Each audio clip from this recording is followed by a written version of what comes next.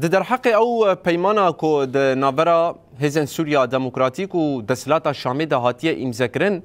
وزیر کار درو یه فرانسا نویسک بلاف کر لیتی ده آگاهی که گرینگ را گهاند. وزیر درو فرانسا ده و نویسا خود ده بیجه او به فرماندار گشتی یه هزن سوریا دموکراتیک مظلوم عبدی را آخویه و جیره گوتیه او پیمانا هان او ریکفتنا هان گلکی گرینگه و ده مافی هفکارن وان این کرد لسوریه مسوگر بگه هر وکی دبیجه که هفکارن وان این کرد این دشر لدیجی داعش ده